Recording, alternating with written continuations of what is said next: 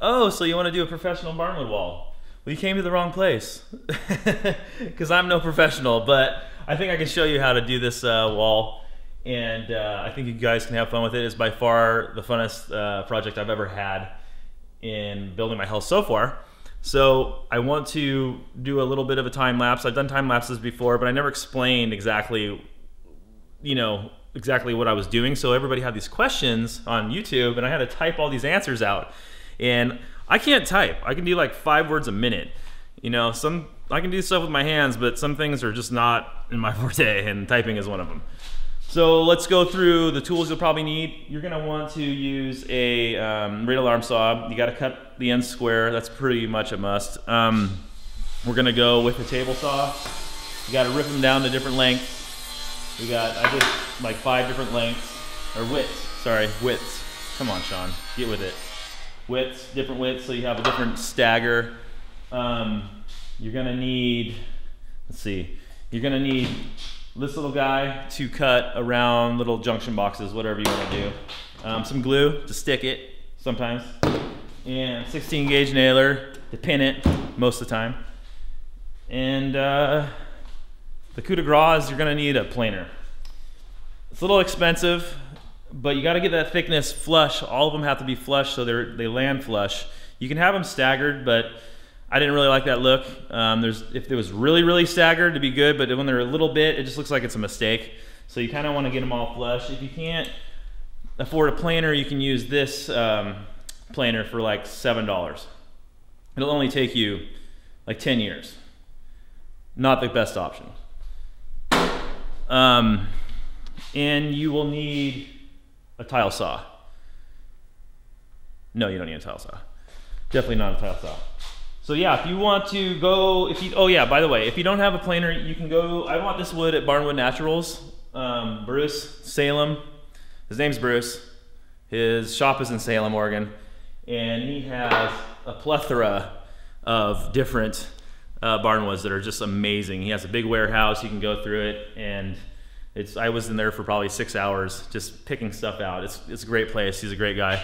And he can plane your wood for a little extra money if you can't plane it. I'm sure any place that has barnwood could do that. I mean, it's Kentucky barnwood, and it is hard as a rock. It is hard as a rock, Kentucky, not so much on your chicken, but your barnwood. So with that, let's get to the time lapse, and I'll explain what we did. So the first thing I did was I painted the wall black and marked out all the studs, so that way you know where you're hitting, and therefore if you have any pinholes in your wood, like nail holes or knot holes that shine through, you don't want to see the white wall or the board behind it, so it looks like a shadow. So what I did here was I drew up a line, any angle you want to do, and I intersected it actually where Portland hits. And so A is smaller than B section, and only because I like asymmetrical designs. I thought it would look pretty good, the contrast, instead of being exactly symmetrical. So you can do whatever you want, random. You didn't even have to have an intersection. You can have just 2 angles going on the wall, but I kind of wanted to show where kind of Portland it was there. And the 0 point there shows where I drew everything from. So basically you get a logo, and you just put it on graph paper and just measure it out with a ruler, and then you can times it by 1 inch times equals 1 foot, or however you want to do it, and just kind of connect the dots. That's how I did that. If I was a professional, I'd get a projector and probably end up just projecting it and have to draw anything on there. So yeah, just start nailing stuff up. Mix your colors, different lengths, however you want to do it. I used some glue where the wood was kind of short or it had a hard time sticking down. However you want to do it, just use your discretion. Nails should hold it pretty fine, but if you notice, I overlap that line because I need my other piece of the wood to lay on top of that. You'll see a little bit later. So right now I'm putting furring strips up that were actually the same thickness as the board that was on the wall, and I just need to fur that out. And I'm gluing some of those pieces that don't land on the stud. I put those where I think I'm going to have my splices in my wood. I added some a little later just to where I wanted a better stagger. So I ended up drawing it back out with tape. I went from that same 0 point and drew it out with tape. It was kind of tedious, but you got to do what you got to do. So I started with the bottom wall, got it all leveled out, and then I decided to burn the edges. The edges looked pretty good burnt. I didn't like the cut. It just looked too, I don't know, it just didn't look very good as yellow, so I ended up burning the edges. And it came out really nice. It kind of almost like an airbrush in a way, because I burned the black on the side and then the heat actually burned the outside of the flame. So it kind of looks like it was embedded in the wall. It actually looked pretty good. It looks better in person than what you see on camera, that's for sure. So play with it, have fun. Just don't burn your house down, because I almost did that because I've a couple pieces I forgot to do, and like right there, and it caught fire, and I was like, oh, almost whatever. But yeah, just do what you need to do. Keep it safe. Use a bucket of water or something. So just keep going up the wall. Make sure things are level, and before you know it, you're gonna have yourself a nice barn wall. I was methodical on my cuts, so there you go.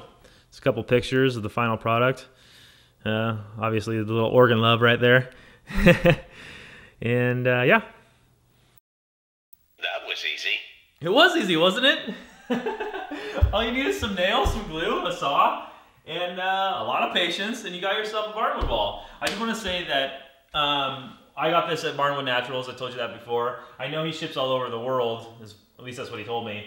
Anyway, I know there's other places that sell this stuff, but I guarantee you that they can plane it or rip it down to different widths, so you don't have to have a table saw or a planer. All you need is a miter saw, radial alarm saw, whatever. And it'll make your life easier if you don't want to invest in a table saw and that. So yeah, if you wanted to take it a little bit farther in depth, you know, not just the wall, you can do like what I did. I did my entertainment center, and I actually beveled the corners. You can see that. And what I did here was I actually burned the back edges, so you can't see the seam very well. So it looks pretty decent. That's my entertainment center there. That's me on the TV. It's my video. I can put myself on my own TV, all right? Okay? Don't judge me. It's my video. So yeah, that's all you need. Here, turn this a little bit. Oop. Oh, you might need, actually, see, sometimes saw blades they're magnetic. They're actually plastic magnetic. But anyway, it sucked in my ruler, my tape measure, and yeah, thrashed it. So I had to have an extra one. But not all is lost. I think I sell these for like $2 a piece on Craigslist. You know, little slap rulers, you know, little wristband rulers. Maybe a good invention. I don't know. So yeah, there you go. Don't think you can't make this. You would very well I lost what I was going to say, but you will surprise yourself with what you can do if you just make a few mistakes. Just go after it. Don't overthink it, and get in there. I wish the same was true for laundry. This shirt turned into a schmedium. I'm not very good at laundry. It's a little random, but until the next video, see you guys later.